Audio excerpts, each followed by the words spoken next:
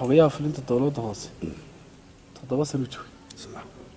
in qolihii hore uu la shaqeeyay idinka ma shaqeeyay mudooyinkii ugu dambeysay xukuumadda inta badan waxa la oran jiray beeshu ka soo jeeda kulmiya wadani baa lagu biyo shubtay balka war arintaas ay ku leegtahay adigoo xildhibaanka golaha deegaanka aanu kulli horta 7 sano waan ergi lahaay laakiin qalinkaanay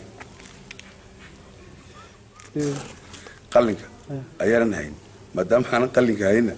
fi qofku bariiskiisu maalintu dhamaado buurta meesha ka tagaya laakiin aanu kulli ba shakhsiyan inuu xogeeyaa aad ma jecleen meeshan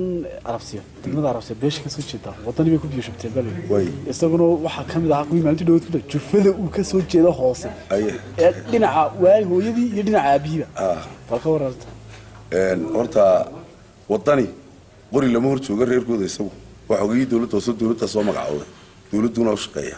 dadkuna choice bay leeyihiin haddii ubadkiisu wadani ku biiro oo qofku uu yahay reerkiina wadani ku biiray shaqada lagaaga ereeyaa taasi waxa dimuqraadiyadda ku jirto inankiisa choice leh inankayga choice leh aniguna meel baan jeclaan karaa xogeeyaa dawladda hoose haddii jifadiisu ay wadani wada noqoto isagu waxa ogeeyay dawladda hoose ninkuna marka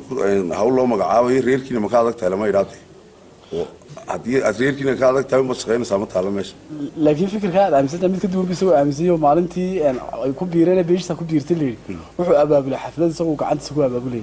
odayaashii dadkii isugu yeelay kulmiyaan dhahay buu haddii sidaas sameeyay way miyaal eri horta taasi waa wacyi iska jira oo nin kasta waa kii Xuseen xoog lahaa in shaqo kaliya la magacaabay man moodiyay in laba shaqo la magacaabay ba jirto aan mid u qabanay taasi ninku isaga isku diray reerkooda marka xil loo magacaabo oo inuu reerkooda uu riyaas ku tayaa taana wuxuu kala mid yahay maxaan ku dhahday dadka maanta xilalka haya oo suuq reerkiina ku dhaafay la oranayo xaq reerku soo orday oo iska badan yihiin oo Soomaaliland oo dhabta jirta